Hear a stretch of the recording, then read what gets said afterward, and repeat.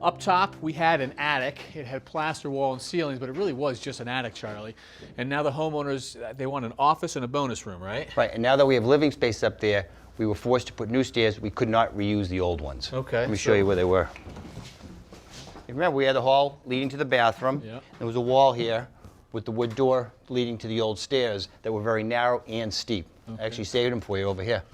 And there's a few problems. These stairs don't meet code. One is the tread's 8. We want to be closer to 10. Mm-hmm. We also have a 10-inch rise. We want to be much closer to 8. I know. And the other problem is they're about 10 inches too narrow. These are around 26 inches. So we couldn't reuse it even if we wanted to. Okay. So let me show you the solution over here. So here are our new stairs that will be built to code. We have a 7.5-inch rise, finished tread of about 10 inches, and we're also going to have a finished dimension of 36 on the width. And how do you end up, Tommy, figuring out that they go sort of here and sort of the configuration that we ended up with? That's the architect's job, to figure out where he's going to put the placement of the stair in relationship to the wall. So it's all design, a floor plan. A new straight staircase in the same place as the original stairs wouldn't work because with the proper rise and run, it would have a longer footprint. It would land right under the lower section of the roof rafters on the 3rd floor. A winder staircase placed where the original staircase was located also would not leave enough headroom on the 3rd floor. But by moving the winder staircase down the hall and turning it, there would now be good head height for the 3rd floor and an added bonus of having space on the 2nd floor for the washer and dryer and some storage. So if you look right here at the plan, you can actually see the winders set in place. He's got a straight run here, and then if you see the steps right here, so you step onto this, you turn one, and turn another, and then you have another straight run right here. He also wants this stairway to build right here against the new wall here and a new wall there. So we know the riser, we know the tread. Right. And then you mentioned 36, Charlie. I presume that's this opening here? 36 will be finish to finish.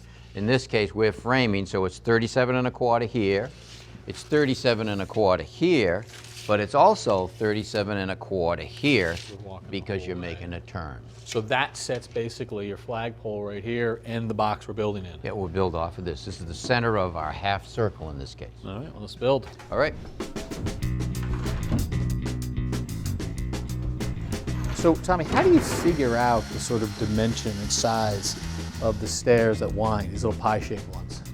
It basically, if you really think about it, it's actually a box cut at an angle that sits down. The next one sits on that box.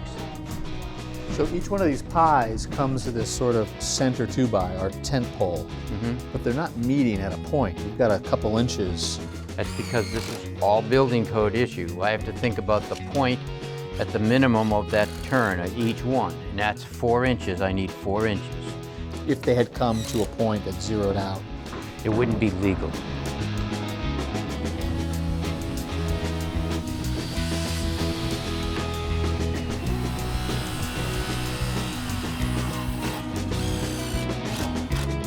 All right, let's bring it in. Pre-cut and kind of pre-assembled, Tommy.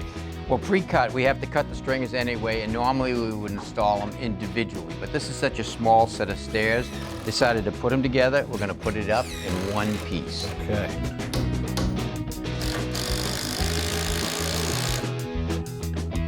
All right, the last run of the stringer is in, and now we're just going to put some temporary threads on here.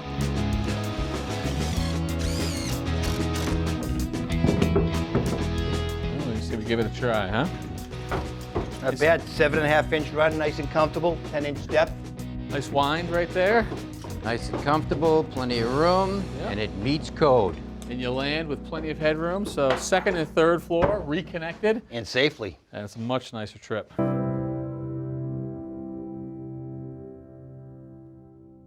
Thanks for watching. This Old House has got a video for just about every home improvement project, so be sure to check out the others.